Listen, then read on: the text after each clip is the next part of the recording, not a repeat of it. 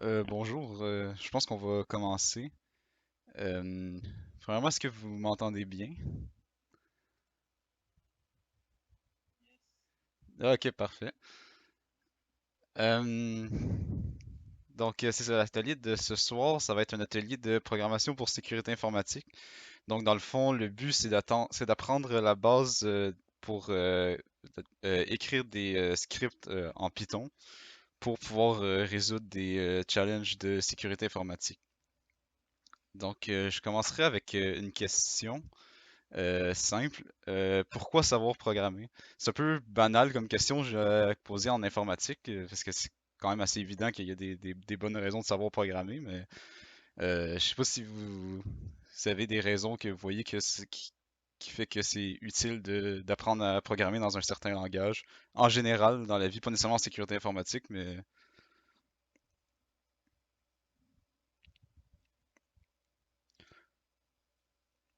euh, c'est ça. J'ai fait ici une liste qui est pas du tout exhaustive des raisons pourquoi est-ce que savoir programmer ça peut être assez intéressant.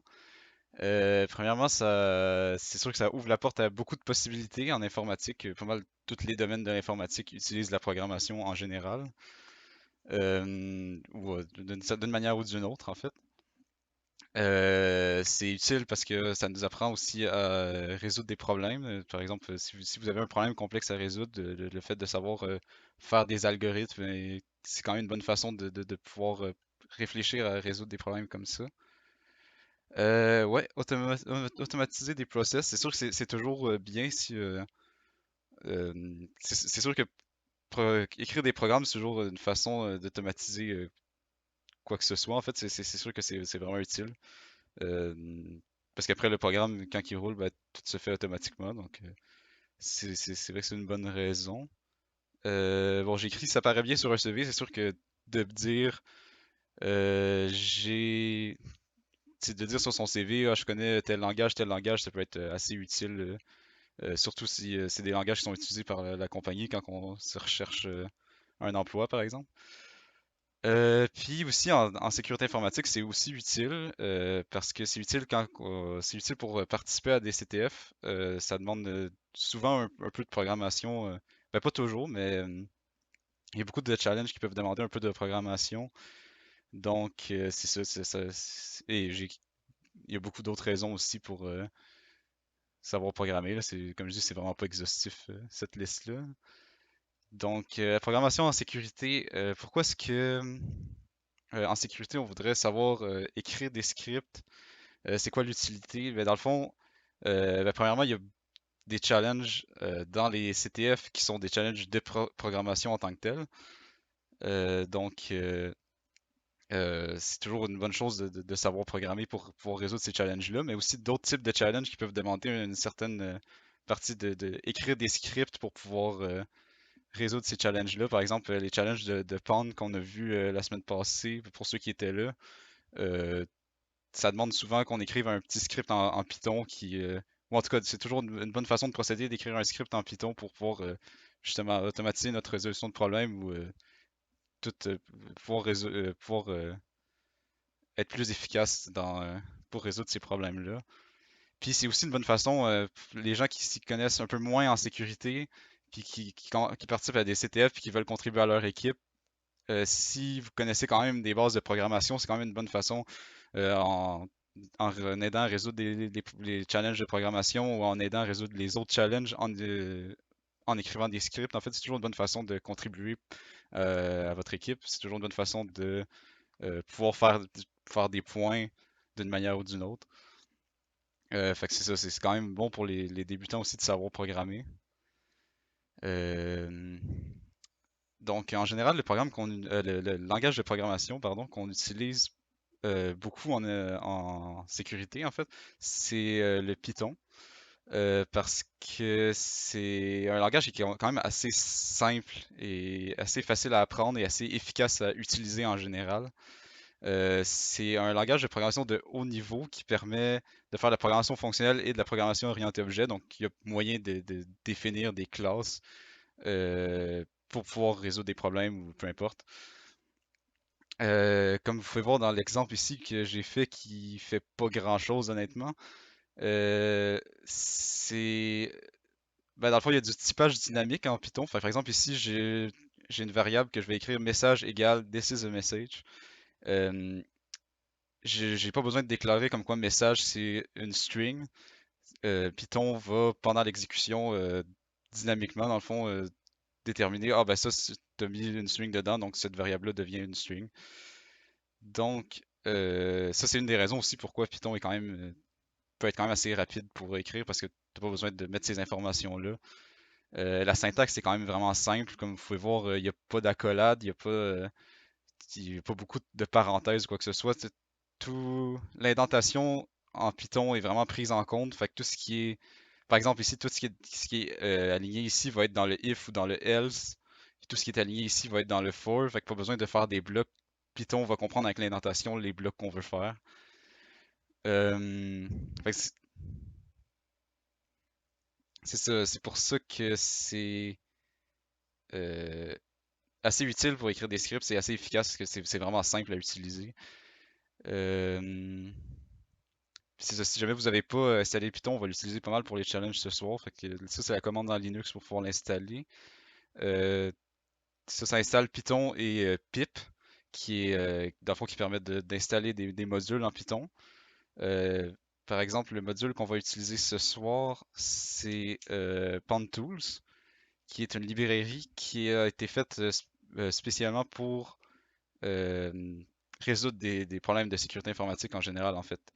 Donc, ça contient énormément de fonctions qui peuvent aider pour la résolution de problèmes.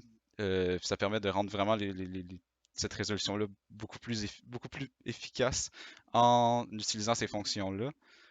Euh, Puis, entre autres, les fonctions, il y a des fonctions pour la gestion de sockets. Ça, on va l'utiliser pas mal aujourd'hui. Fait qu'on va revenir là-dessus. Encore une fois, pour installer Pantouz avec pip, ça c'est la commande sur Linux. Euh, Fait que ouais, c'est ça. Avant de commencer à me lancer dans la résolution de problèmes, je voudrais faire une petite parenthèse sur un sujet qui revient quand même relativement souvent dans les CTF. Puis je pensais que un atelier de programmation, ça pourrait être un bon moment où en parler.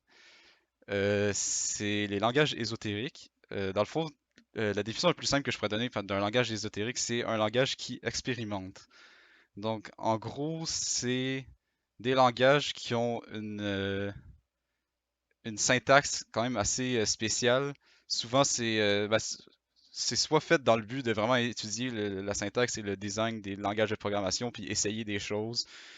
Ou souvent aussi, c'est fait en joke, honnêtement. Là. Si vous cherchez sur Internet des langages ésotériques, il y en a énormément, puis il y en a beaucoup qui sont un peu du gros n'importe quoi aussi. Mais euh, c'est ça. Donc, en général, c'est des langages qui sont pas vraiment faits pour être utilisés pour écrire des gros programmes, des gros codes. C'est vraiment, c'est surtout fait pour comme, expérimenter puis essayer des nouveaux types de langages ou des nouvelles façons d'écrire des langages de programmation. Puis souvent, ça donne des résultats quand même assez étranges. Puis ça paraît pas vraiment que c'est du code, juste de même. Fait que je vais montrer quelques exemples. Par exemple, ça, c'est probablement le langage ésotérique le plus populaire. Euh, Pardon. Ouais.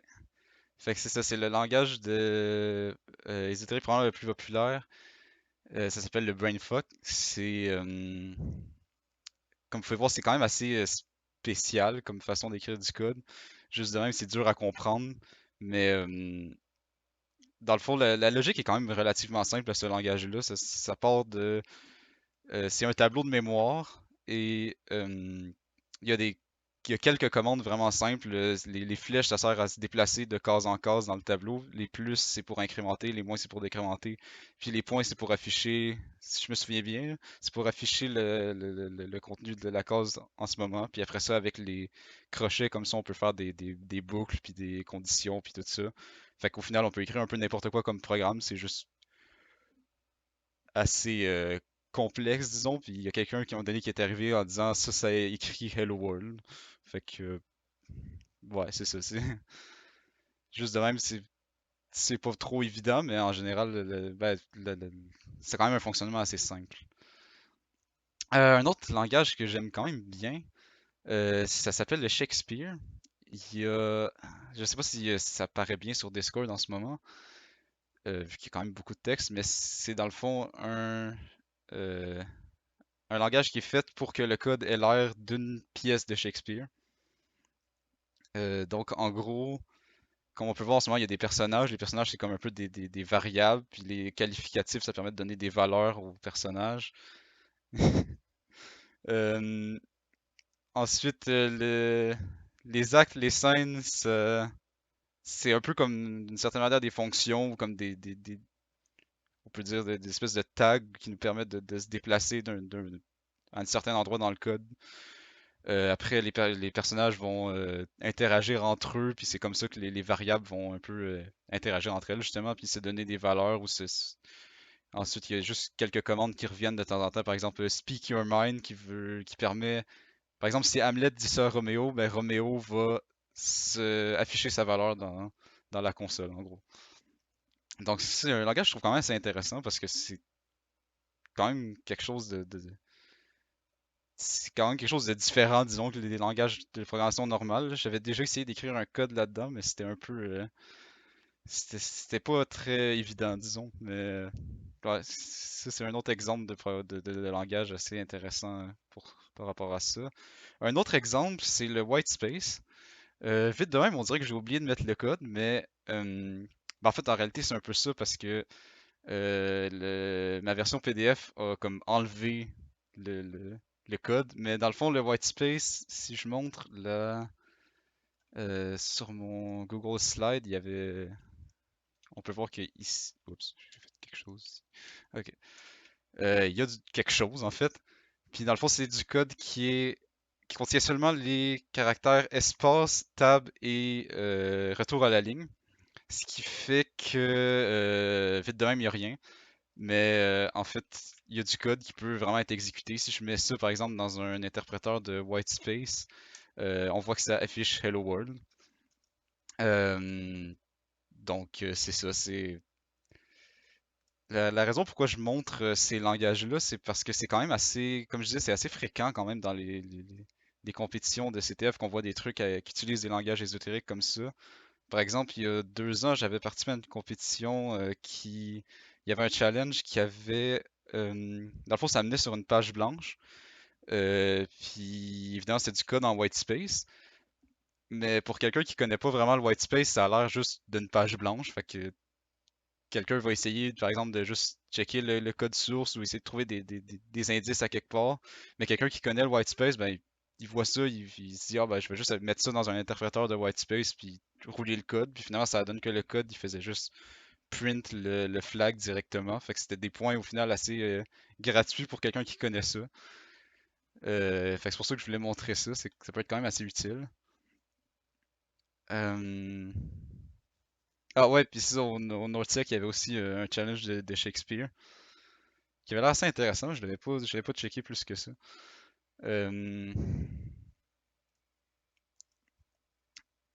Euh, ouais, c'est fait que là maintenant c'est rendu à la partie un peu plus résolution de challenge.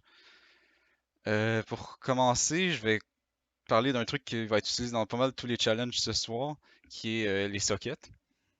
Dans le fond, un socket, une définition assez simple de ça, c'est une connexion entre deux ordinateurs, si on veut. Fait que- ou plus précisément, en fait, un socket, c'est une des deux parties d'une connexion entre fait que par exemple, en ce moment, s'il y a un client qui décide de créer un socket vers un serveur, vers un certain port d'un serveur, il y a une requête qui va être envoyée, puis après ça, le serveur va recevoir cette requête-là et lui aussi ouvrir un socket vers le client s'il l'accepte et si tout va bien. Puis après ça, ben, à travers ces sockets-là, ben, le client et le serveur peuvent se communiquer entre eux. Donc c'est ça qui va être utilisé beaucoup ce soir parce que en général, les challenges, le but, ça va être de se connecter à un serveur et après ça, le serveur va envoyer un certain message. Puis il va falloir faire une certaine manipulation sur ce message-là et après ça, lui envoyer la réponse. Mais le seul truc, c'est qu'il y a une limite de temps qui fait que on peut pas juste, exemple, se connecter tu sais, dans le terminal, se connecter au serveur, puis après ça, lui, disons, il nous envoie une équation à calculer, ben, on peut pas juste la calculer avec notre calculatrice, puis après ça, lui renvoyer, parce qu'on a 1 ou 2 secondes pour le faire, puis c'est physiquement impossible de faire ça. Donc, le but, ça serait justement d'automatiser ça. Et pour ça, on va utiliser des scripts en Python, en fait. Et c'est quand même assez utile parce que la librairie PwnTools contient énormément contient quelques commandes utiles pour pouvoir gérer des sockets. Donc, par exemple, ici, bon, ça c'est la façon d'importer PwnTools en Linux, là. Ça veut juste dire importer tout de PwnTools au final. Euh, c'est ça. Fait on peut ouvrir un socket avec les fonctions remote, soit on utilise l'adresse IP ou on peut utiliser l'hôte du serveur. Euh, Après ça, avec les fonctions receive line, on peut recevoir un message du serveur soit d'un certain nombre d'octets ou on peut y aller ligne par ligne aussi. Après, on peut envoyer des messages avec send puis sendLine. Puis la fonction interactive peut être assez utile parce que ça permet de, après ça, dans la console, tu peux envoyer et recevoir des messages directement au serveur. Fait que, en général, personnellement, j'utilise Interactive pas mal à la fin de la résolution du problème, au moment où est-ce que généralement on serait censé recevoir le flag si tout se passe bien. Ça peut aussi être fait avec un receive line, c'est juste que je trouve ça plus simple de juste mettre Interactive, puis après ça, la résolution est finie au final. Fait que les challenges de ce soir, on va commencer. Je vais commencer par montrer des challenges. En fait, je vais vous laisser du temps pour résoudre chaque challenge. Après ça, je vais montrer les solutions. Fait qu'on va commencer par regarder des challenges qui étaient au United CTF, qui est la compétition organisée par une couple d'universités qui s'est terminée dimanche passé en fait. Il y avait des challenges de programmation là-dedans qui sont quand même assez intéressants. C'est quand même assez débutant. Euh, Puis après, je sais pas si on va avoir le temps vraiment de se rendre jusque-là, mais il y a des challenges sur le site RootMe que j'aimerais bien peut-être présenter. Donc ça, on va voir si le temps le permet. On peut commencer tout de suite avec le premier challenge, qui est dans le fond juste une initiation en général au socket. Je peux vous envoyer le lien des challenges. Ce sera pas long.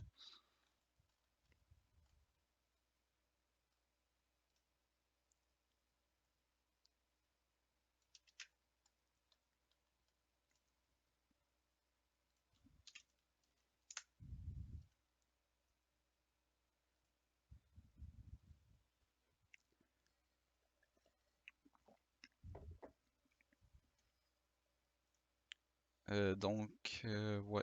Si non, ça c'est pas tout de suite. Si on va sur Firefox,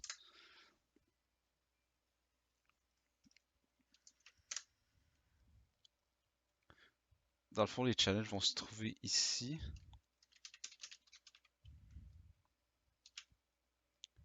Fait que vous pouvez vous créer un compte. Je sais pas écrire.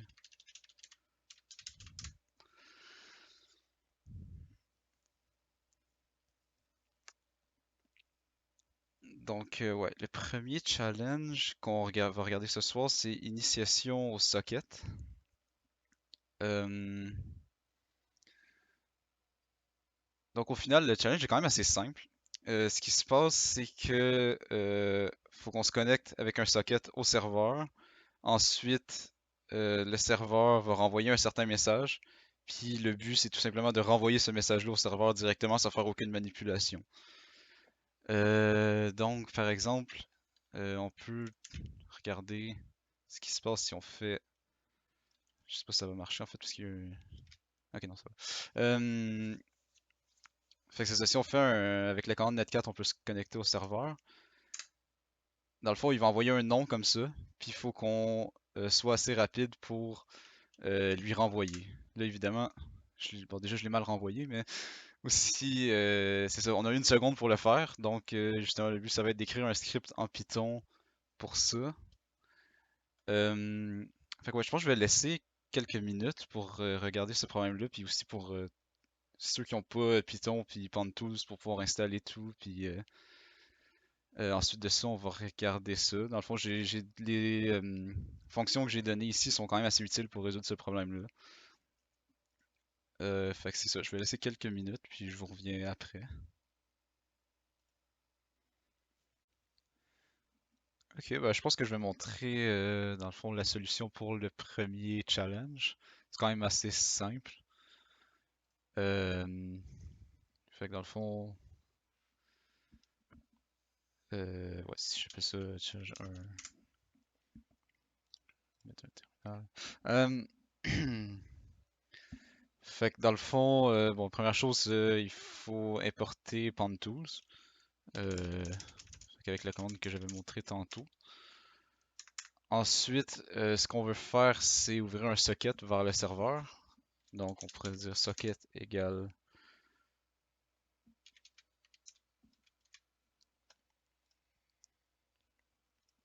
Bon, la commande c'est remote. Et bon, ce qu'on avait c'était. Non, c'est pas ça. Ça, c'est l'adresse et le port. Donc, dans le fond, la fonction remote, ça prend l'adresse comme ça et le port. Évidemment, je l'ai enlevé, je sais pas trop pourquoi. Et ensuite de ça, dans le fond, bon, ce qu'on veut, c'est juste recevoir une ligne. Ben déjà, on pourrait juste mettre un socket.interactive juste pour être sûr que ça marche. Après, on peut rouler le script.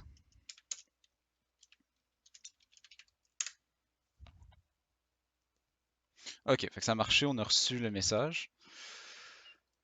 Fait que dans le fond, on peut juste mettre ce message-là dans une euh, variable.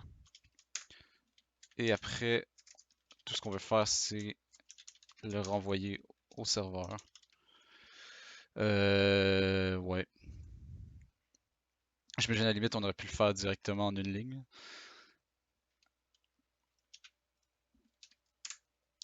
Et finalement, je sais pas écrire.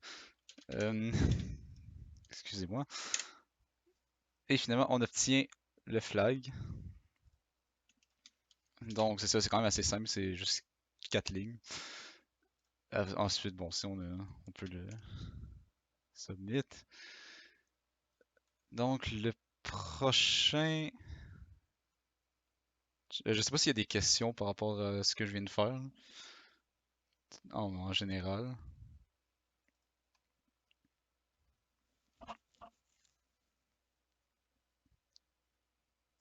S'il n'y a pas de questions, je vais passer au prochain.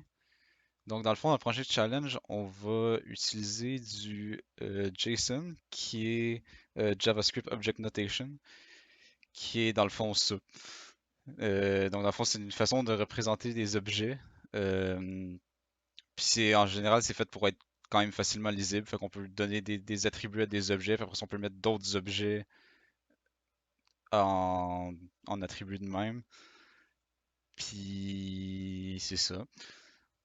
Fait que par exemple, ça serait une façon de représenter euh, des personnes. On représente leur nom, leur âge. On peut mettre des strings, on peut mettre des nombres. Euh, ouais. Puis c'est ça, on pourrait dans ce cas-ci représenter les enfants des personnes qui seraient représentés par d'autres personnes au final qui ont aussi un nom, un âge et d'autres enfants, etc. Cet exemple-là va être au final l'exemple qui va être dans le prochain challenge. Donc le prochain challenge c'est vraiment une initiation au JSON. Donc le but c'est qu'on va recevoir euh, un objet comme ça qui représente un grand-parent qui lui va avoir un enfant qui est le parent et après ça lui-même va avoir un enfant. Fait que le but ça va être tout simplement d'aller prendre l'objet qui correspond au petit enfant et lui rajouter la propriété grand-parent avec le nom du grand-parent. Donc par exemple, Euh, le challenge se fait ici. Puis il y a beaucoup aussi, tout ça, ça vient du United CTF. Puis il y a beaucoup d'indices, d'explications. Fait que je vous encourage à les lire. Euh, donc c'est ça. Encore une fois, on peut copier cette commande-là, puis la rouler directement. Et on voit que ça, c'est l'objet qu'on obtient. Donc ça serait le grand-parent, ça, c'est le parent, ça, c'est le petit-enfant. Donc ce qu'on voudrait au final, c'est juste rajouter un objet grand-parent, un attribut grand-parent, dans le fond, au petit-enfant, qui aurait la valeur du nom qui est ici. Euh, donc c'est ça. Fait que c'est ça, je vous encourage à lire un peu tout ce qui est ici, puis essayer de chercher sur Internet peut-être comment est-ce qu'on pourrait manipuler du JSON avec Python. Puis encore une fois, je vais laisser une couple de minutes, puis après ça, je vais montrer la solution.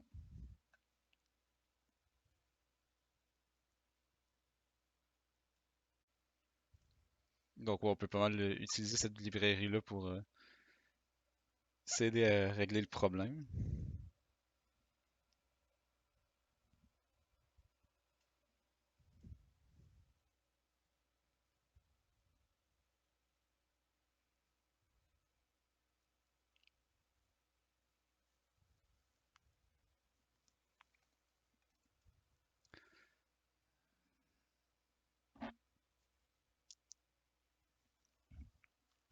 Mais dans le fond, avec le nesting, c'est... Je vais trouver un exemple. Mais normalement, ça serait censé, si tu veux accéder avec une clé, ça serait censé te donner un dictionnaire, en fait, des mots, si je me souviens bien, en tout cas, des, ce qui se trouve sous ce tag-là, en fait.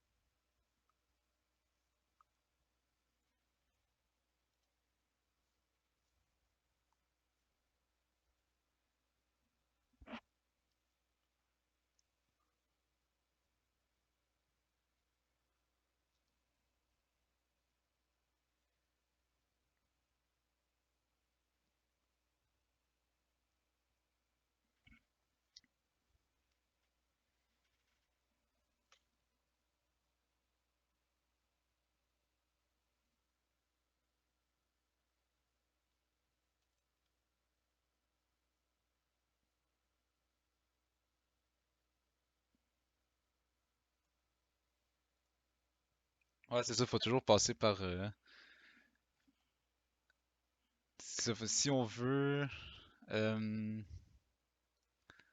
exemple, ici, on a les grands-parents, on a le parent, puis on a le petit-enfant. Si on veut euh, changer le petit-enfant, il faut passer effectivement par le parent.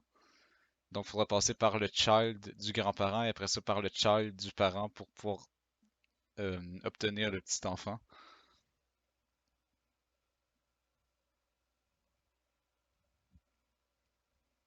Si vous voulez, je peux montrer la solution tout de suite.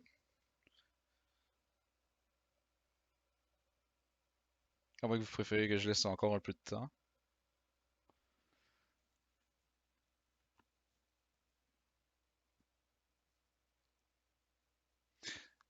Ok. Hmm.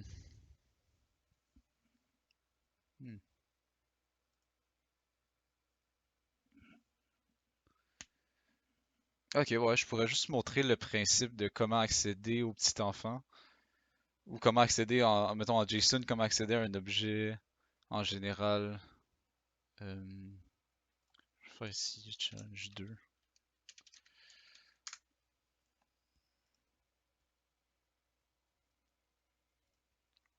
Ah ouais, là, juste le principe de justement des trucs imbriqués comme ça. Dans le fond, à la limite, je pourrais juste montrer un exemple comme ça, juste pour montrer. Euh, Ce sera pas long. Donc dans le fond, la librairie.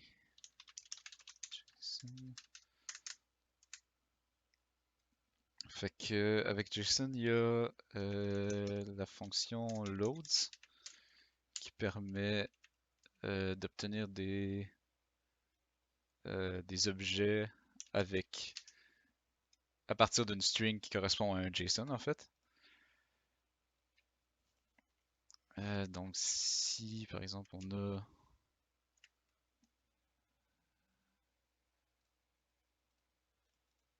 essayer de représenter ça correctement. Je vais voir s'il n'y aurait pas juste.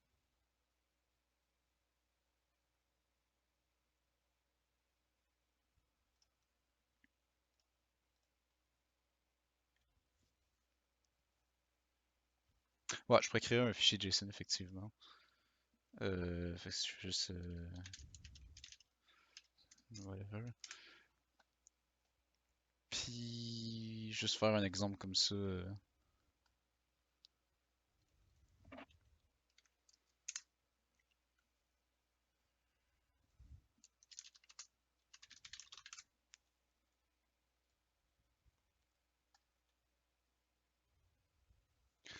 Quoi, peu importe, ça serait exemple, il y aurait un attribut. Bon, on va y aller avec child aussi. Après ça, il y aurait un autre objet qui partirait de ça, qui aurait aussi un child, qui lui aurait un attribut, disons, value, qui serait 49. Exemple. Ah ouais, j'avais pas vu que t'avais mis un exemple, mais ouais.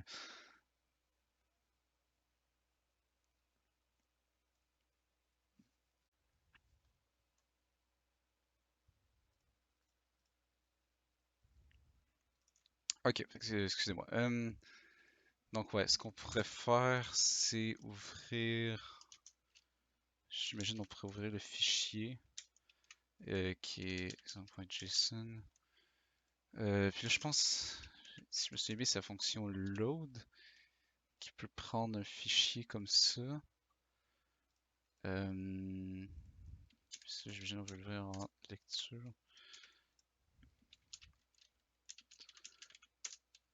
Là, je risque d'avoir. Si... Ouais, c'est sûr que si on fait rien avec l'objet, ça va pas super bien. Avec un S, ok. C'est ça, je pensais qu'il y avait une fonction load puis une fonction loads. Ben ouais. Euh, donc après ça, si on fait juste checker l'objet qu'on reçoit, juste pour être sûr que ça marche correctement. Non, je vais essayer de remettre juste load de même. Ah ok, non c'est ça. Donc dans le fond, après ça, si on veut accéder au child, ça serait en mettant comme ça en accédant à la clé child. Et après, si on veut accéder au child de ce child-là, on mettrait aussi la clé child ici, puis on se retrouverait ici. Puis après ça, si on veut la valeur, on mettrait value. Si je me trompe pas, ça devrait marcher. Ouais, ok. Fait que comme ça, de cette manière-là, on accède à 49. Est-ce que c'est plus clair comme ça?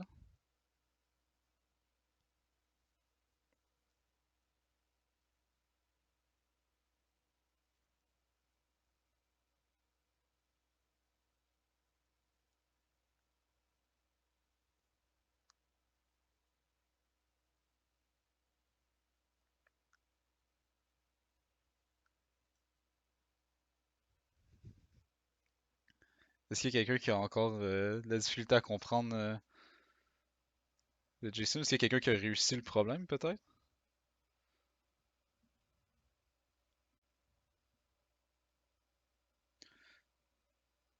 Ok, ben je pense que je pourrais peut-être montrer la solution maintenant pour le problème. Donc en gros, on peut reprendre exactement le code ici du challenge 1. Puis on va avoir besoin aussi de la librairie JSON. À partir de là, ce qu'on veut faire en gros, c'est c'est ça, on lit la ligne du serveur qui contient notre JSON. Donc après, on peut faire comme j'ai fait tantôt, on peut faire un JSON.loads avec la ligne directement. Donc là, si je dis pas n'importe quoi, on devrait se retrouver avec un objet qui contient euh, point-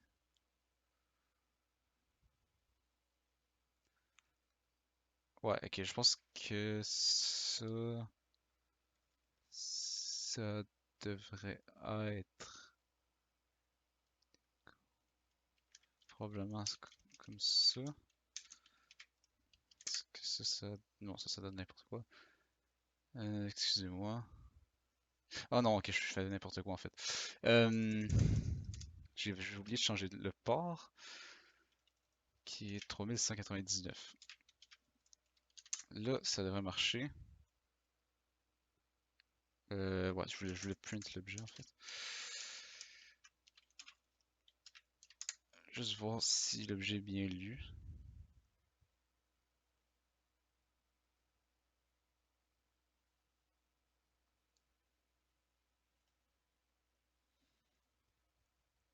Ouais, ok. Excusez-moi, il y a de quoi que je fais de pas correct, je pense. Si on essaye à place de juste recevoir message 2024 comme ça. Ok, ouais. JSON.load.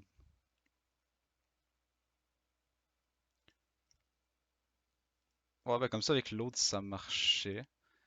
Parce que de ce que j'ai compris, je pense que load, pas de S, prend un fichier, puis loads avec un S prend une string. Fait que c'est ça. Là, on a notre objet euh, qui correspond justement à l'objet qu'on veut modifier. Ce qu'on voudrait faire, en fait, c'est accéder au petit enfant. De cette manière, comme ça, on va l'appeler child. Euh, on doit accéder à objet. On veut accéder au child d'objet. Puis après ça, on veut accéder. Après ça, on aurait cet objet-là. Fait que là, on voudrait accéder au child de cet objet-là. Puis normalement, on devrait se retrouver avec le petit enfant. Euh, excusez-moi. Ok, fait que là, on a le petit enfant ici. Fait que là, on va avoir besoin aussi du nom du grand-parent. Et dans le fond, tout ce qu'on veut faire, c'est juste donner l'attribut de grand-parent. On veut donner le nom à cet attribut-là. Donc non, on devrait se retrouver avec l'objet qu'on veut. Ouais, c'est ça. Fait que là, on vient de créer cet attribut-là puis d'y donner la bonne valeur. À partir de là, tout ce qu'on a à faire au final, c'est renvoyer ce message-là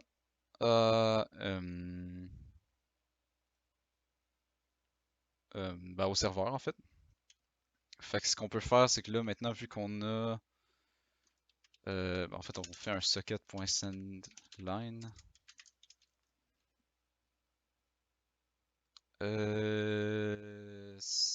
Ouais, fait que ce qu'on veut envoyer, c'est. Là, il y a aussi cette fonction-là dans la librairie qui permet de convertir un objet en string de JSON.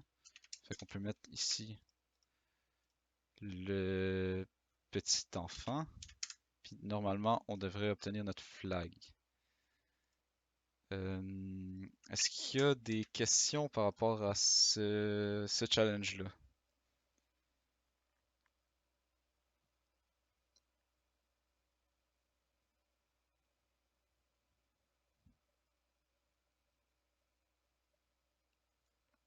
S'il n'y a pas de questions, on pourrait passer au prochain. Le prochain challenge, c'est... le prochain challenge que je voulais regarder, c'était le challenge de maths. Fait que là, cette fois-ci, on a le serveur qui va nous envoyer 10 équations mathématiques de suite. Puis le but, c'est de tout simplement lui envoyer le résultat de ces équations-là. Fait que par exemple, si, encore une fois, on met ça dans le terminal directement, on voit que il envoie des équations comme ça. Puis si on en fait plusieurs fois comme ça, on remarque que c'est toujours trois termes et c'est toujours des multiplications, des soustractions et des additions. Fait que ouais, faut juste trouver une façon de résoudre ça, de calculer ça en fait, puis après ça, renvoyer la réponse au serveur. Euh, c'est ça. Je vais encore une fois laisser un peu de temps pour faire ça. Si jamais vous avez des questions, n'hésitez pas. Je peux remettre ce code-là si jamais vous voulez rechecker.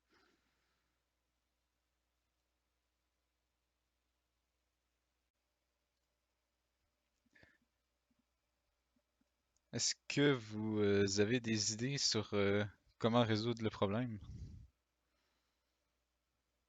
Est-ce que vous avez remarqué quelque chose en essayant justement en essayant de mettre plusieurs valeurs là-dessus?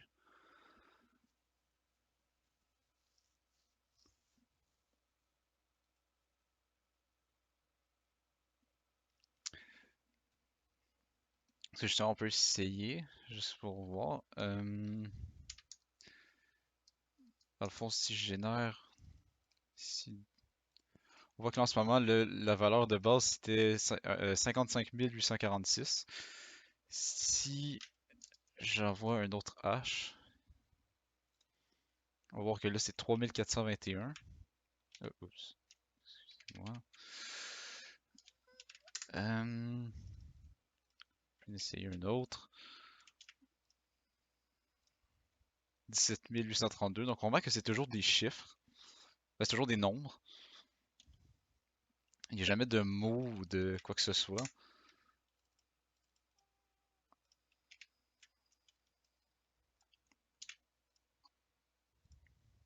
Ce qu'on remarque aussi en rentrant plusieurs, c'est qu'ils ont toujours l'air d'être en bas de 100 000. En fait, plus précisément, j'ai l'impression qu'ils sont en bas de 2 à la 16, qui est, je pense, 65 536 ou quelque chose comme ça. Euh, Ce qui fait que mon impression, c'est que le serveur génère un nombre sur 16 bits et après l'encrypte et nous l'envoie. Euh, Puis un nombre de 0 à 65 000, c'est pas énormément de possibilités. Ce qui fait que générer des hashes pour 65 000 possibilités, c'est pas si long que ça. Euh, donc ce qu'on peut faire ici, ça serait d'utiliser une technique qui s'appelle le brute force pour... dans le fond, le but c'est juste essayer chaque valeur jusqu'à ce qu'il y en ait une qui marche. C'est ça, vu que là en ce moment on a, je pense, une seconde, 2 secondes, c'est que c'est ça, on devrait avoir masse le temps pour essayer 65 000 valeurs normalement. Fait que je sais pas si je peux vous laisser encore quelques minutes avec ça, avec cette idée-là en tête, puis après ça revenir pour montrer la solution.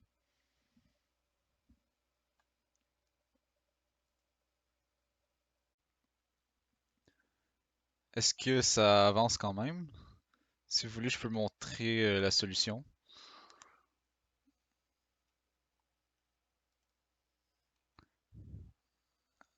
Ok. Ben dans le fond, comme je disais tantôt, une solution serait de essayer toutes les valeurs jusqu'à ce qu'on en trouve une qui fonctionne. Toutes les valeurs jusqu'à... euh, ben, l'impression que j'avais, c'est que les valeurs allaient jamais dépasser 65 536, comme j'avais dit, qui est 2 à la 16. Donc, ce qu'on pourrait essayer, c'est... euh,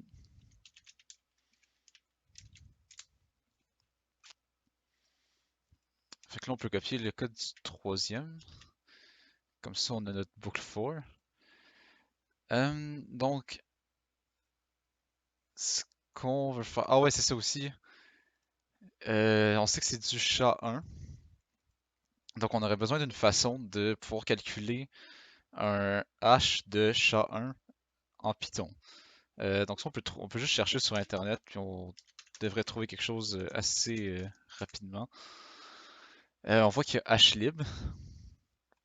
Hlib qui a des fonctions pour pas mal d'algorithmes, entre autres SHA-1. Donc, ça, c'est utile. Euh, donc, ouais, à partir de là, on peut juste importer hlib. Et normalement, ça devrait nous permettre au moins d'essayer de régler le problème. Donc, c'est ça. Si on regarde ici, il y a avoir plusieurs façons de faire fonctionner ça, mais la façon condensée qui donne, c'est ça. Ici, ils le font avec SHA-224, mais on pourrait remplacer par l'algorithme qui nous intéresse. Donc, ce qu'on veut, en fait, c'est... ici, il travaille directement sur des byte objects, ce qui est... ben, dans le fond, on peut convertir des strings en bytes assez... euh, ouais, ok, je suis allé peut-être un peu vite. Dans le fond, ce qu'on veut, c'est... En fait, on pourrait commencer juste par rouler ça directement. Euh, juste, juste checker exactement ce que le serveur nous envoie. On va print line. Puis c'est tout. On fera pas ça ici.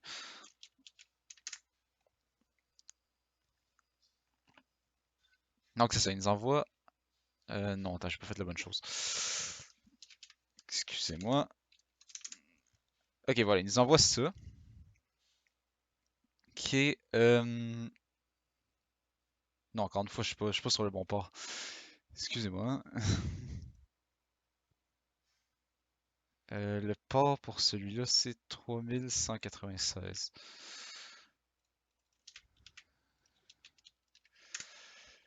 Ok, cette fois-ci, on voit... Ok, il nous envoie ça ici.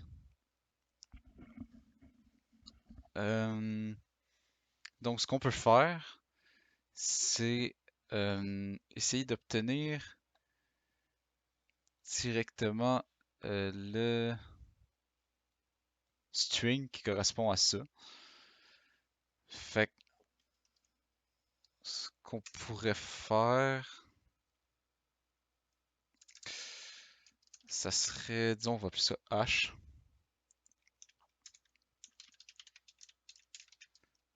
On peut décoder ça. Et vu que le... Qu'est-ce que j'ai fait? Ah, ok, c'est juste ça fini. Vu que le backslash n nous intéresse pas, on peut aussi l'enlever. Fait que dans le fond, on va juste remplacer backslash n par absolument rien. Comme ça, on a le string qui correspond exactement au hash qui nous est envoyé. Après, dans le fond, le but, ça va être juste de tester toutes les possibilités entre 0 et 2 à la 16. Fait que ce qu'on peut faire, c'est... 2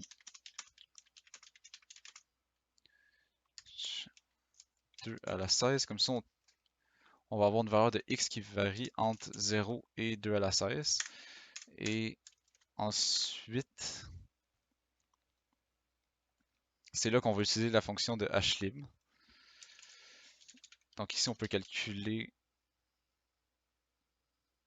Donc ici, on peut calculer le SHA-1 avec la fonction qu'on a vue ici. Et ok, ici on a x qui est un int en fait. Et on pourrait aller voir SHA-1, qu'est-ce que ça prend exactement. Si je retrouve la page. Ça prend des bytes, c'est ça que je disais tantôt. Donc il faudrait convertir le int en bytes. Donc ce qu'on peut faire, c'est... En fait, je juste regarder rapidement parce que je suis plus trop sûr de mes conversions.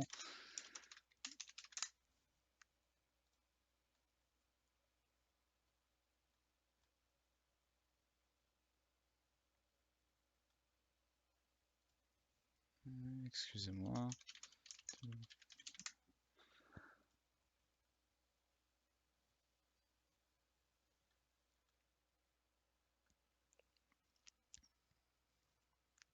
Ok, c'est ça. Parce que ce qu'on veut, en fait, c'est convertir pas directement le int en bytes, mais on veut le string du int. Parce que le message, en fait, c'est un string qui correspond exactement au chiffre. Fait que par exemple, ici, excusez-moi, le string, ça serait ça, qui a été haché avec SHA-1. Donc, c'est ça, on peut convertir ça comme ça. Puis, pour convertir un string en bytes, en Python, faut spécifier ici le UTF-8 aussi. Et c'est ça. Donc, ce qu'on veut, puis comme on avait vu ici, ça prend aussi ça ici, le point hexdigest. Fait comme ça, ici, on calcule le hash du, euh, du nombre ici. Puis à partir de là, on fait juste checker si... Ah non, il manque le moins égal. Si ça, c'est égal au, au hash qu'on veut, en fait, qui est celui qu'on a ici, qu'on a trouvé ici, tout ce qu'on peut faire, c'est dire ben, j'ai trouvé le password, puis c'est X. Et après ça, on break parce qu'on veut pas non plus nécessairement tester toutes les possibilités. Ensuite de ça, on peut juste, puis là, juste pour être sûr que le password est bien défini.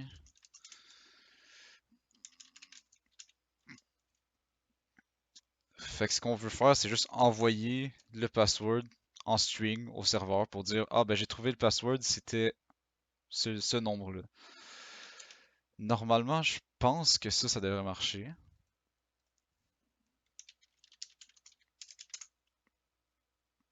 Fait que là, c'est challenge 4. Bon, évidemment, il y a de quoi que j'ai fait de pas correct. If... Est-ce qu'il manque... Ouais, c'est ça, il manque une parenthèse. Excusez-moi.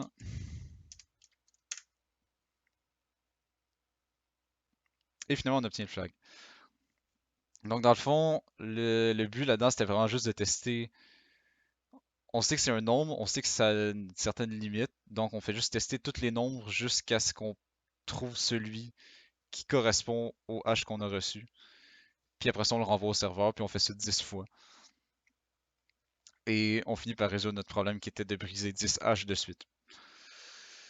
Donc, c'est ça pour ce challenge-là. Je sais pas si c'était clair. Si jamais il y avait des trucs qui étaient pas clairs, vous pouvez toujours me poser des questions. Euh, Après, le challenge que je voudrais checker, c'est le challenge le plus compliqué, le plus complexe qu'on va checker ce soir. C'est un challenge de labyrinthe. En gros, le serveur nous envoie un labyrinthe qui est représenté par des caractères comme ça. Et dans le fond, le format qu'il veut l'envoyer, c'est le nombre de lignes du labyrinthe. Puis aussi, un truc qui est quand même assez important, c'est que le nombre de lignes est toujours égal au nombre de colonnes dans ce problème-là. Et ensuite, dans le labyrinthe en tant que tel, il va représenter les murs par des symboles de hashtag comme ça, le départ par D, la fin par F, puis toutes les cases sur lesquelles on peut se déplacer, c'est des zéros. Donc ici, il faudrait lui... La réponse qu'il faudrait lui envoyer, c'est en fait le nombre de cases qu'il faut pour atteindre la fin du labyrinthe et tous les points par lesquels on passe sous le format XY ou C'est ça. Puis ce qui est aussi un autre truc qui est important, c'est que le Y, en fait, je suis plus certain. Je vais juste regarder pour être sûr. Le Y, il va. Excusez-moi, ça devrait être à quelque part ici. C'est ça, l'axe des Y va de haut en bas, et non de bas en haut. Donc, c'est ça. Euh, D'autres notes importantes. On peut pas se déplacer en diagonale. Bon, ça c'était un peu évident. Faut envoyer tout en un seul message sur le réseau. Donc, au final, on a juste à tout concaténer les lignes ensemble et après ça lui envoyer le gros message d'un coup. L'exemple est mal sorti ici, mais ça devrait être sur plusieurs lignes.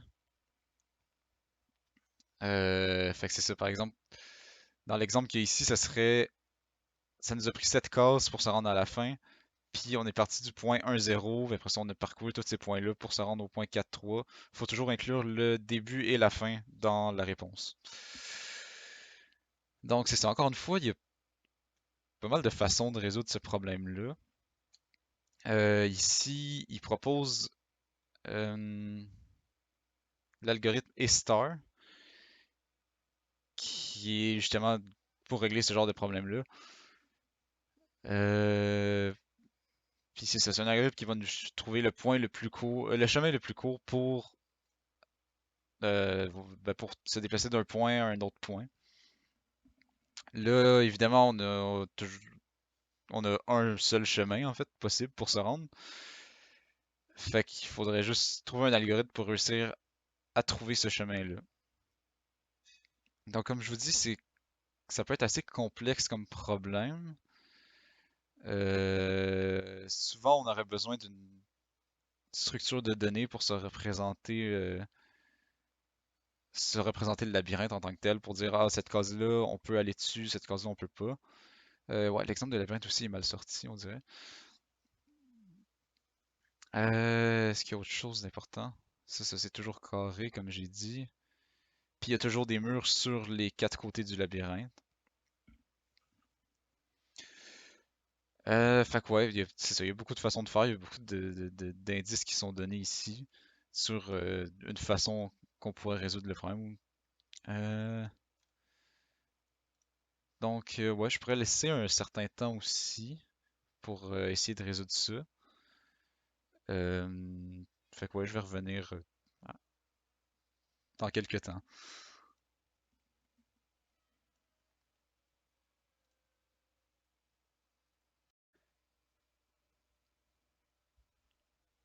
Bon, je sais pas si vous avez pu commencer à penser à une façon de résoudre le problème. Je peux commencer à checker ça.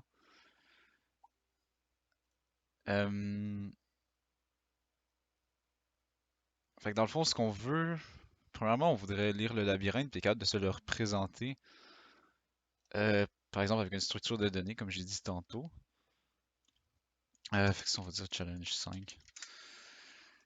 Encore une fois, on va copier ça. C'est toujours utile. Donc là, le port qu'on veut se connecter, c'est le port 30200. Donc, comme j'avais dit tantôt, euh,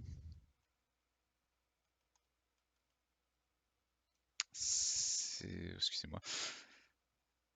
Ok, c'est ça. Comme j'avais dit tantôt, la première ligne, ça représente le nombre de lignes qu'il va y avoir dans le labyrinthe. Donc, on va commencer par lire cette ligne-là. On peut recevoir ça comme ça. Ensuite,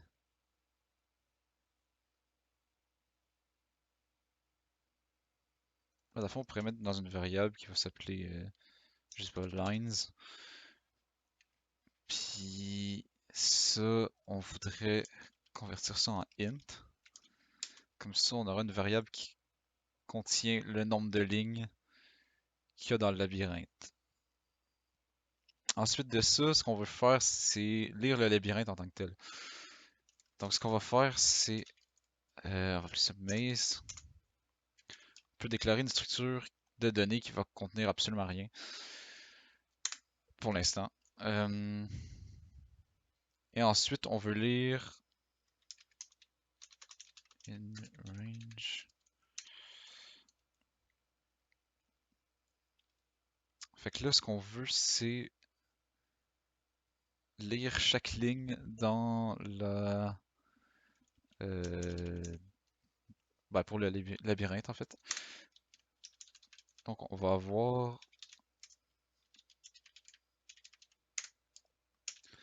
ça ici. Après ça, on peut les print directement, juste pour être sûr que ce qu'on reçoit a du sens. Ça, on peut enlever ça. Fait que ce qu'on peut faire, c'est juste commencer par exécuter ça directement, juste pour voir qu'est-ce qu'on reçoit. À la limite, on pourrait même print le nombre de lignes.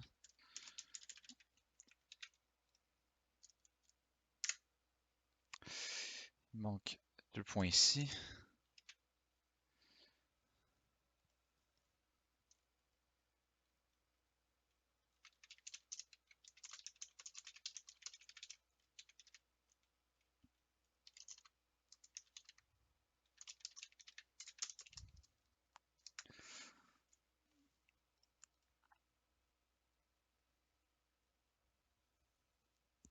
Donc, ouais, ici,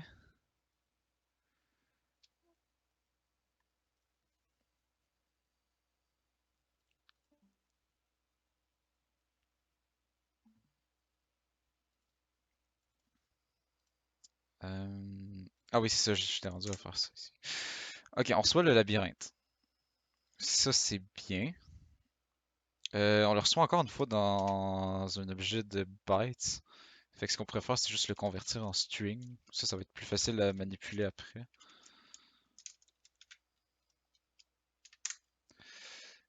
Et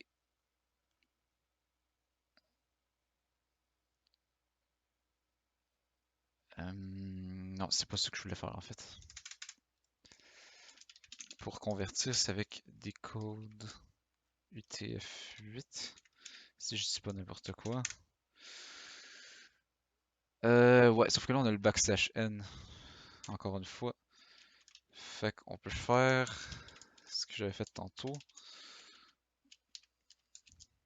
Peut-être une autre façon de faire ça.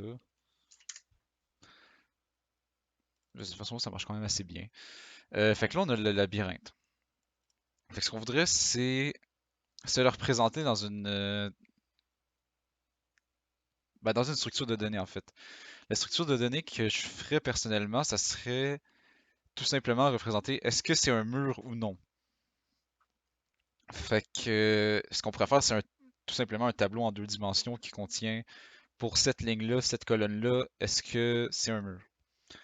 Fait que ce qu'on peut faire, c'est ici,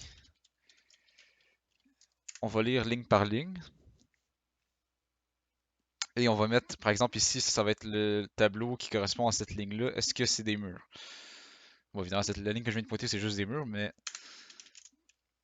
Fait qu'on peut lire ça en faisant range. Puis là, c'est line. Ouais, j'ai déjà un line ici. C'était pas une bonne idée, ça. Euh, on va mettre ça maze line, peut-être.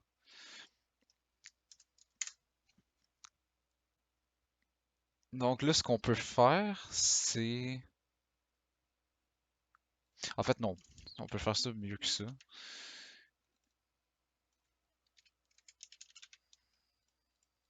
On peut lire chaque caractère dans la ligne. Et ensuite, on check est-ce que le caractère c'est un mur. Si c'est un mur, on veut tout simplement mettre dans mazeline, on rajoute. Bah là, il y a deux façons de voir ça. Soit on met true pour dire ah ben c'est un mur, ou soit on met false pour dire ah ben on peut pas passer. Pour l'instant, je pense que je vais mettre false en fait.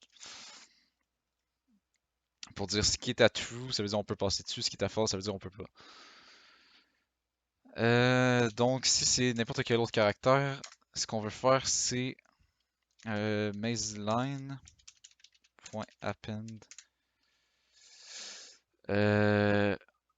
En vrai, on pourrait juste mettre ça comme ça.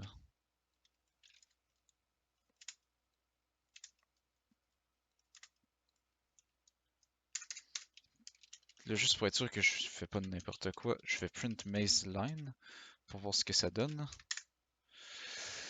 Ouais, fait que ça c'est tout true, ça c'est true, false, false, true. Ça a l'air de correspondre. Ensuite de ça, ce qu'on veut faire aussi, un autre truc qui est quand même important, ça on peut l'enlever. Euh, Si c'est D, on sait que ça va être le début de notre labyrinthe. Si c'est F, on sait que c'est la fin. Ça, faut qu'on s'en rappelle aussi à quelque part. Fait ce qu'on pourrait faire, c'est juste dire si le caractère c'est D, on, on va dire start. Puis là, on pourrait mettre euh, I et... Au final, c'est peut-être pas une si mauvaise idée ça en réalité de mettre J. Comme ça, on accède l'indice directement.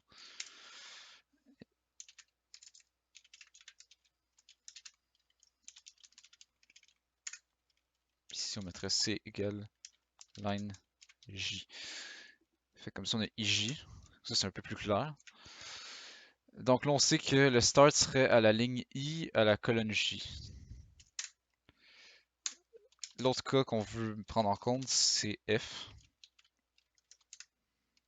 Puis ça serait end. Même chose, IJ. Puis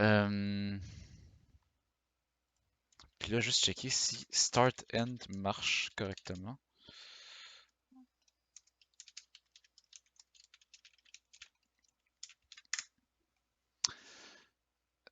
Même start is not defined. Non, il faut que je le fasse à la toute fin.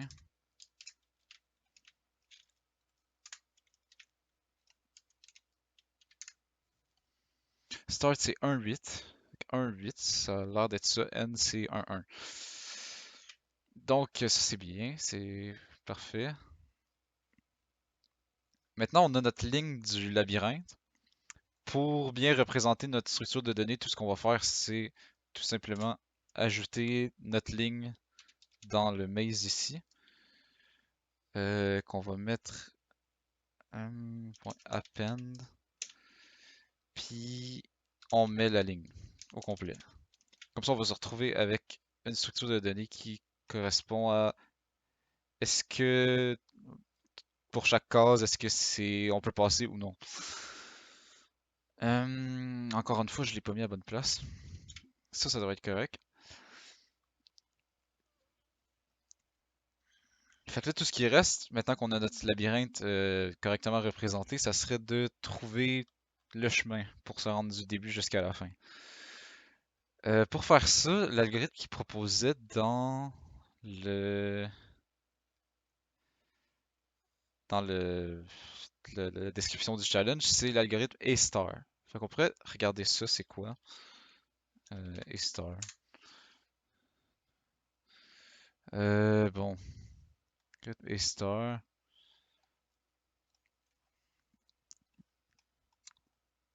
On peut voir que ce qu'il fait...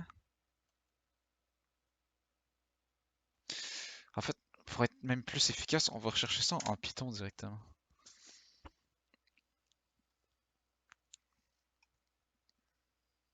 Donc on voit que l'algorithme en tant que tel, il va garder en mémoire quels nœuds ont été open. Dans le fond, ça va être les euh, au final les cases qui vont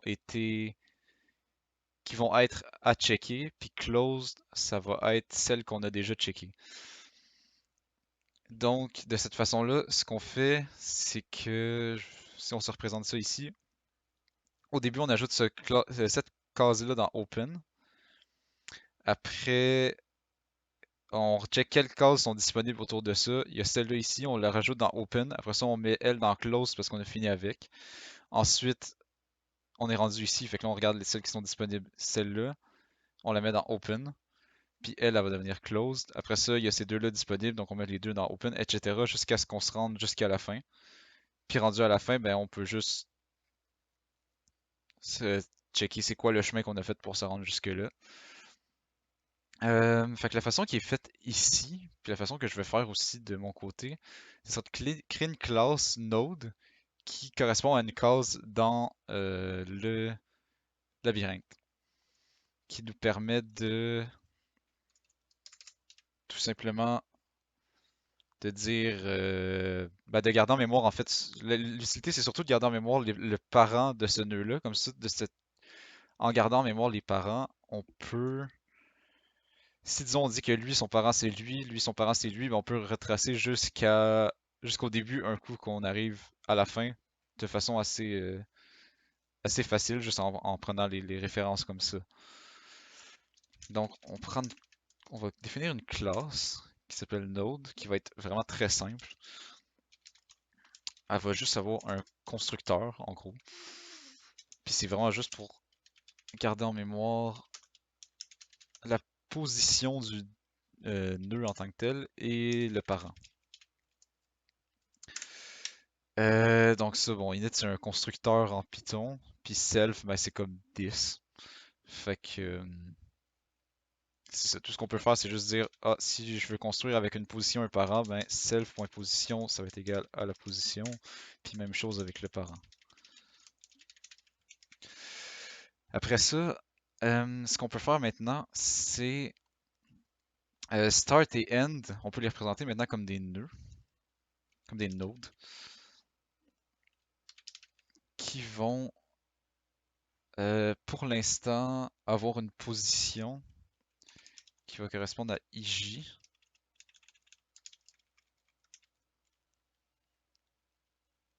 Est-ce que ça c'est correct pour l'instant? Je pense que oui. Et c'est ça, tout ce qui... Pour l'instant, on va dire qu'ils n'ont pas de parents parce qu'on n'a pas encore vraiment parcouru le labyrinthe, fait qu'on sait pas par où ça passe. Ouais. Fait qu'à partir de là, ce qu'on peut faire, c'est tout simplement...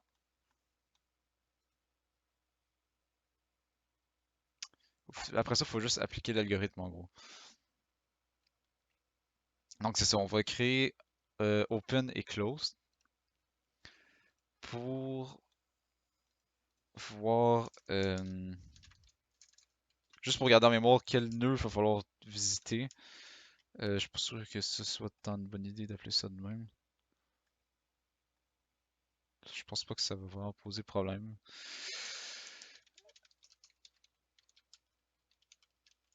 Au pire, on va appeler ça. Non, je pense que ça va être correct. Euh, Donc c'est ça. Ici, on a nos. Je vais structurer un peu peut-être pour cherche du chemin. Ici, c'est lecture du labyrinthe. Juste pour que ce soit un peu plus lisible. Euh... À partir de là, tout ce qu'on veut faire, c'est rajouter. Non, je fais n'importe quoi. On veut rajouter start dans open. Comme ça, on va commencer par regarder le début qui est ici.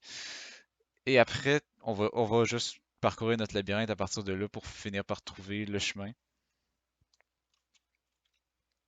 Fait qu'après, on va utiliser. Là, si on regarde l'algorithme, ce qu'il fait, c'est qu'il.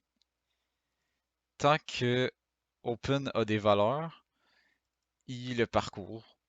Et s'il a atteint son but, ben il arrête.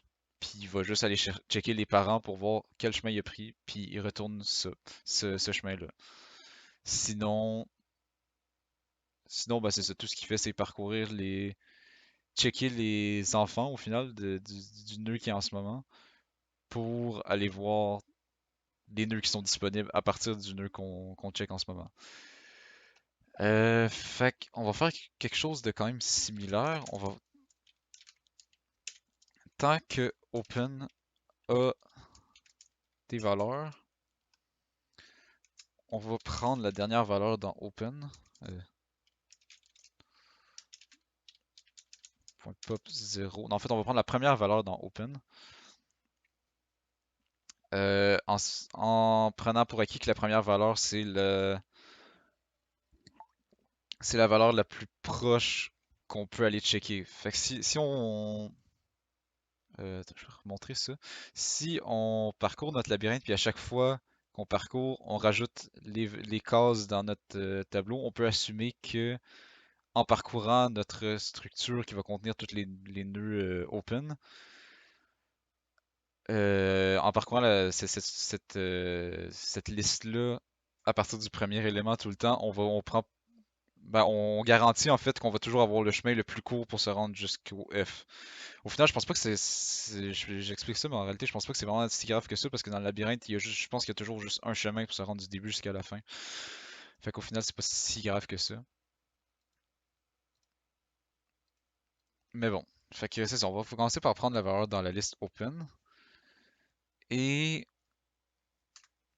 à ce moment-là, on rajoute cette valeur-là dans close. Et après, on veut checker est-ce qu'on est rendu à la fin. Parce que si on est rendu à la fin, on sait qu'on doit arrêter. Fait que ça ici, je vais mettre un autre commentaire.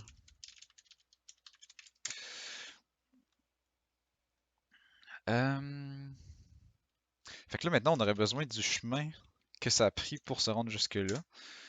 Puis c'était ça, au final, l'utilité de garder les parents. Euh,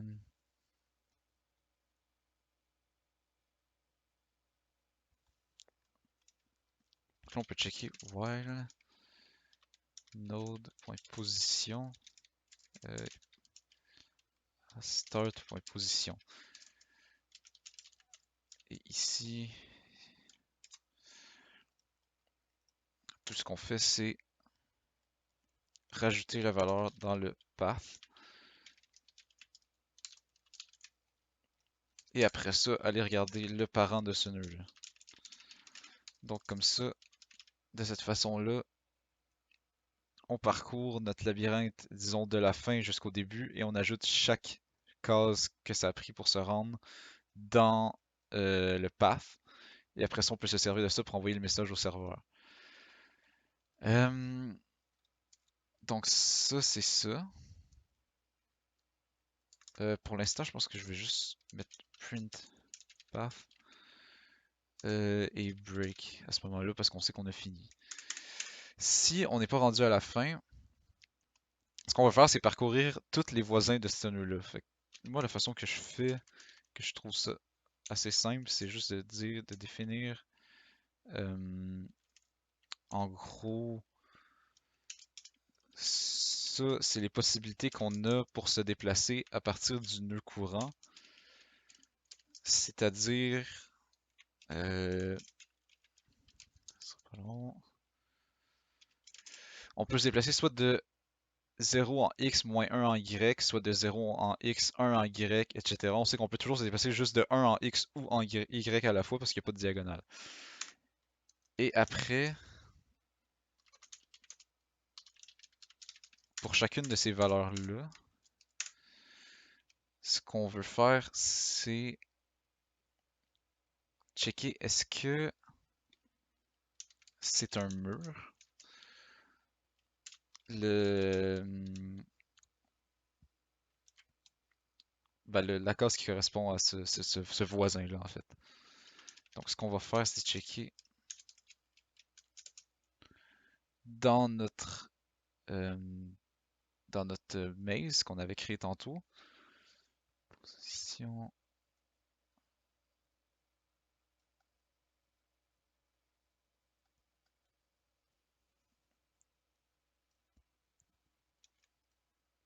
Non, ça serait position 0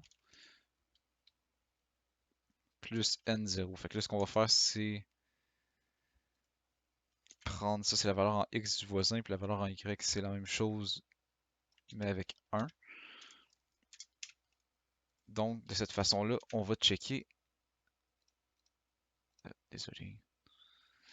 On va checker les quatre les quatre cases adjacentes pour voir est-ce qu'il y en a une qui est pas un mur puis qu'on pourrait considérer comme le prochain nœud qu'on va checker. Fait que ce qu'on va faire c'est if not is wall. Non, en fait on avait fait l'inverse. Fait que is. En fait on va mettre. Hmm, Ok, j'ai pas envie de me casser la tête de comment nommer les variables, mais dans le fond, ça c'est est-ce qu'on peut parcourir ce nœud-là? Si on peut, euh,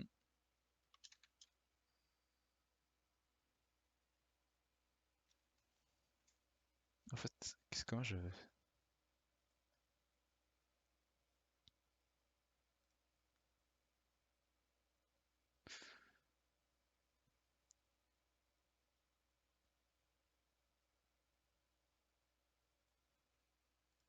Non, c'est ça, si on peut pas en fait. Je pense que je me suis mal représenté ça. Si c'était un mur, on avait mis ça à. C'est égal ça. Si c'était un mur, on avait mis ça à true. Ok, fait que le is wall c'était correct en fait. Fait que si c'est un mur, on continue. Euh, Après, donc si c'est un mur, en fait, on fera rien en fait. Après, on peut checker le voisin de ce nœud-là. En gros, ça serait le nœud qui correspond à cette position-là. Exactement. Donc, ça, est-ce que c'est bien fait? Je pense que oui. Et après, on check est-ce que ce nœud-là a déjà été fermé? Parce que si oui, on veut pas le parcourir deux fois en fait. Fait que ça, encore une fois, on continue, puis on fait rien. Puis si on n'est pas rentré dans ces deux conditions-là, ça veut dire c'est un nœud qu'on peut parcourir, fait qu'on va le rajouter dans Open.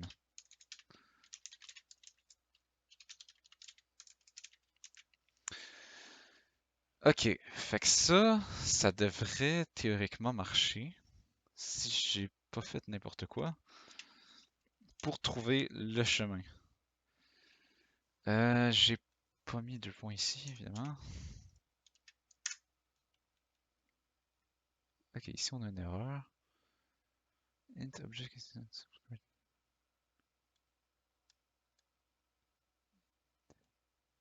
Node point position 0 plus n 0.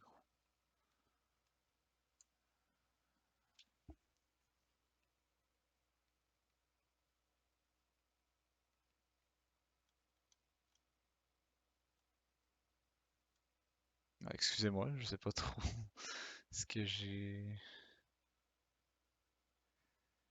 Hmm. Int object is not subscribed. Qu'est-ce que j'ai fait?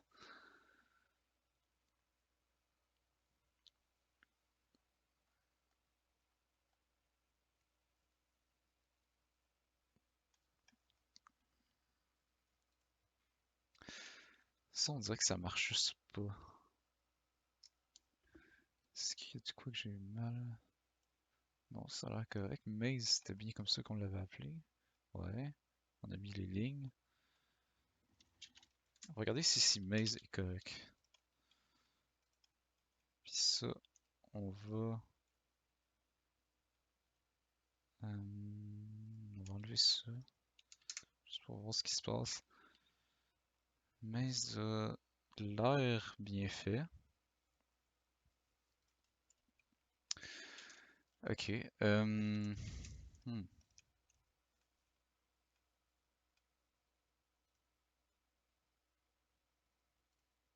Le problème, c'est ici.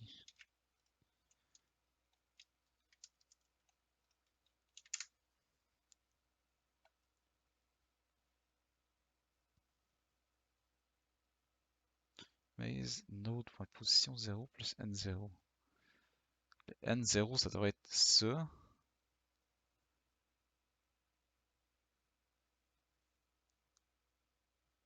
Node.position 0, c'est peut-être ça qui a été mal fait. Neighbor égale node. Node.position 0.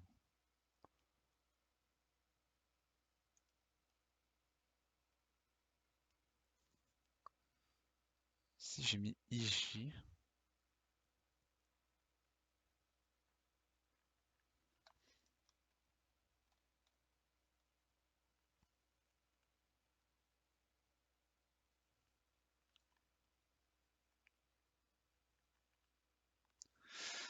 excusez-moi, là, je sais pas trop, là.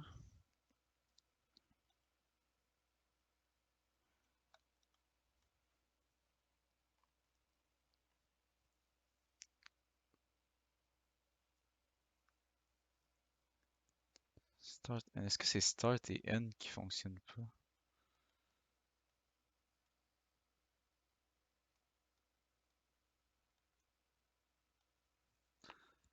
Append start.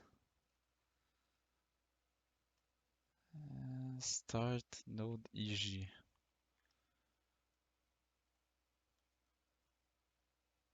Ah, je vois pas trop c'est quoi le problème en fait.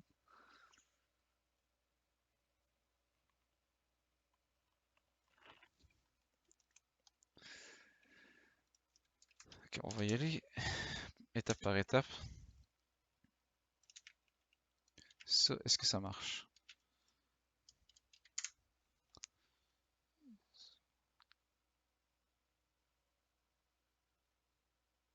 Ah ouais, ok.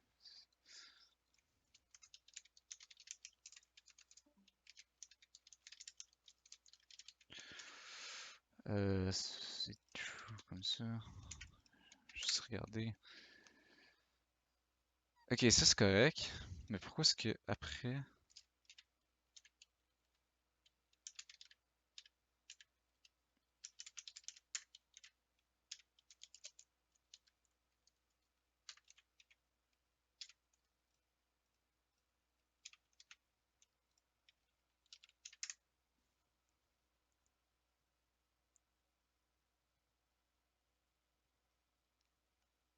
Ok, mais ça a marché.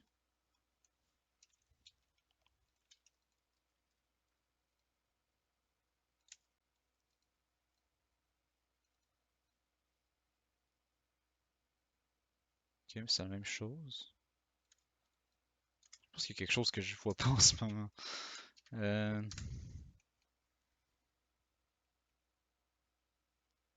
jeez,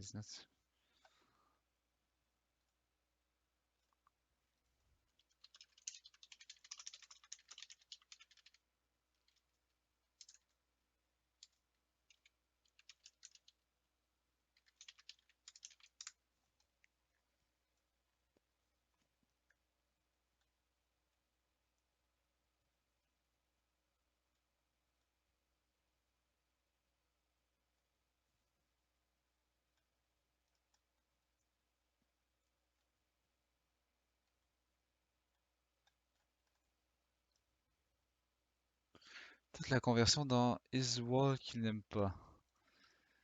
Euh...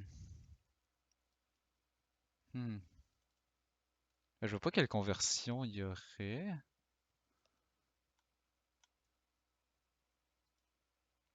Ça, c'est juste un booléen qu'on met dans une variable.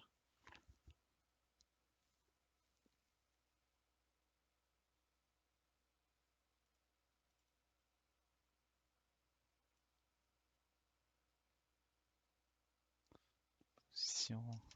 j'ai vraiment de la misère à comprendre. Pourquoi est-ce que si je print ça, ça fonctionne, mais si je le mets dans une variable, ça marche pas?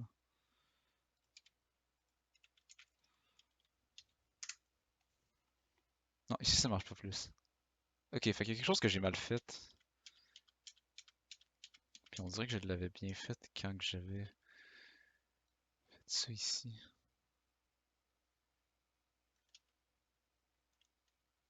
Est-ce que ça marchait? Ouais, ok. Il y a probablement quelque chose de stupide à quelque part. Si je mets ça comme ça.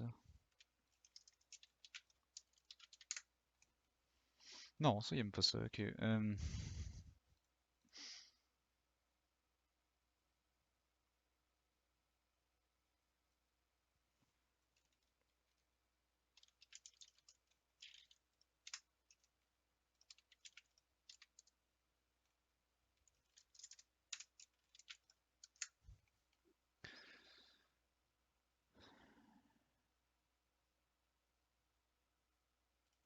Si je le fais plusieurs fois. Non, ça passe jamais. Euh, Excusez-moi, je sais pas trop quoi dire là. Je sais pas pourquoi ça marche pas. Euh,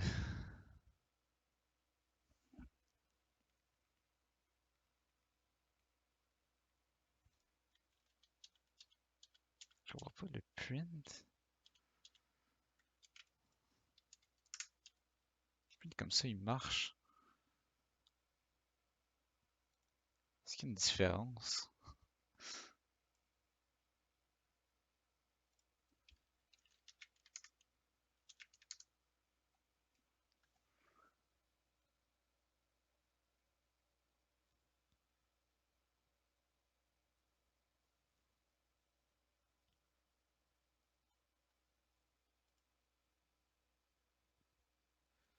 Ouais, peut-être qu'il expecte quelque chose. C'est pas ça qu'il y a.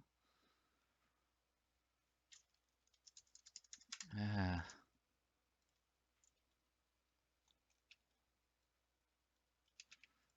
ça juste de même. Ça juste de même, ça cause pas de problème. Euh, Voir, les gars, ça. Pourquoi ça marche pas?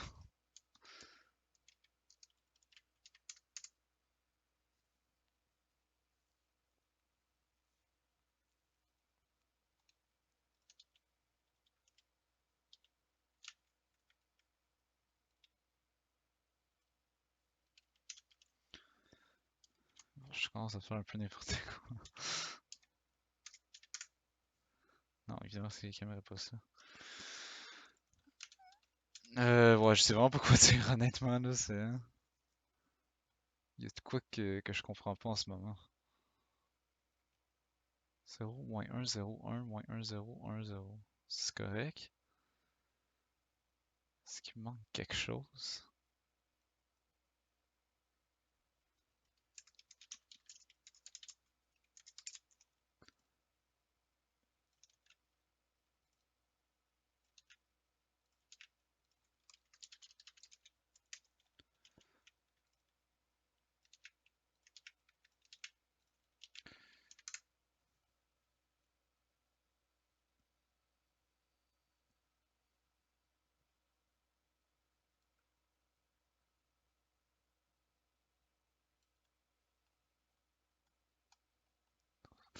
Si je printe mon isWall.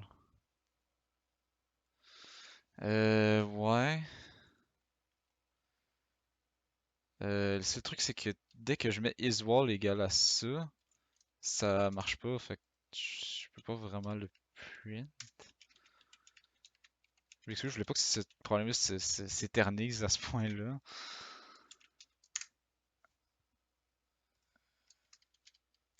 Si je fais print, c'est sûr qu'il va pas vouloir.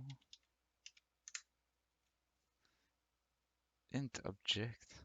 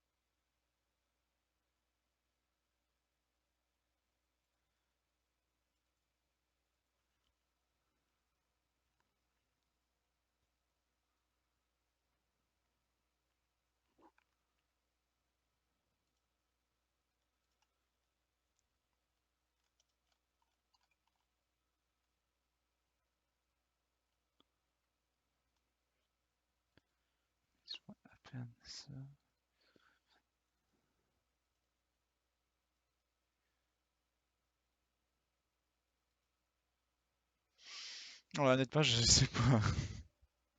C'est un peu plate, hein, mais j'essaie de voir dans le corrigé que j'avais, je comprends pas c'est quoi la différence. En plus, je peux montrer la solution, vu que là, il est déjà passé 9h30. Je pourrais montrer la solution que j'avais, là. Ouais.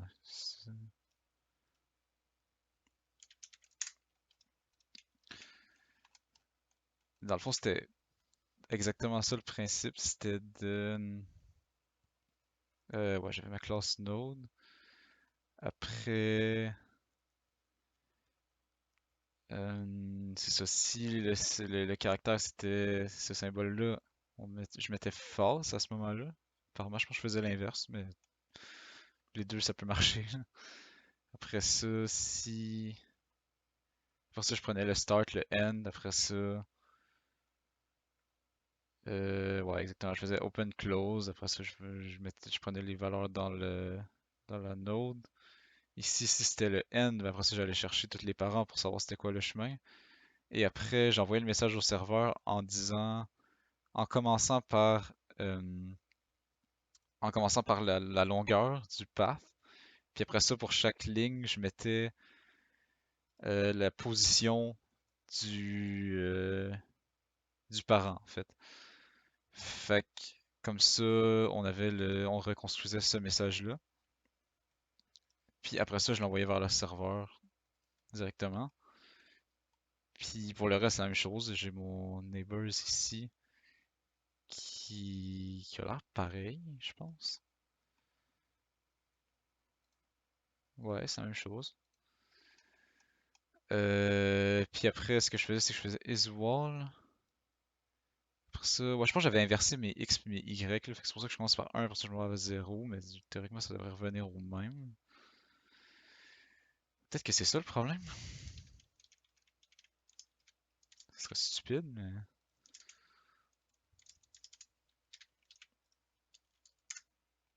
Non, peu importe. Fait que, ouais. Après ça, je faisais juste créer un node à partir de ces positions-là. Et ouais, ça c'est la même chose en fait. Si c'est pas un mur, si c'est pas dans closed, ben je le mettais dans open, puis après ça je continuais la boucle. Sinon, ben c'est ça, dès que j'arrivais à la fin, j'envoyais le message au serveur. Puis là, juste pour checker si ça marche encore, je peux mettre ça ici. Non, c'est pas ça que je voulais faire. Ah ouais, non, c'est ça que je voulais faire. Puis on va voir si je dis pas n'importe quoi. Peut-être que je dis n'importe quoi finalement. Ok, c'est un peu trop long. Pourquoi il a pris autant de temps?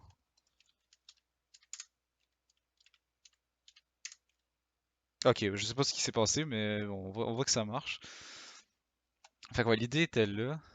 Je sais pas trop c'est où que j'ai fait une erreur, mais bon, au final, c'était comme ça qu'on faisait la résolution de problème avec... on se représente le labyrinthe, après ça, on recherche la solution, on recherche le chemin pour s'y rendre, puis après ça, on l'envoie. Puis c'est ça l'idée, en gros. Fait que ouais, je m'excuse pour ce challenge-là qui a pas trop marché, mais bon. Fait que c'est tout. J'avais un challenge sur Root.me, mais là, il est déjà passé 9h30, fait que je vais m'arrêter là.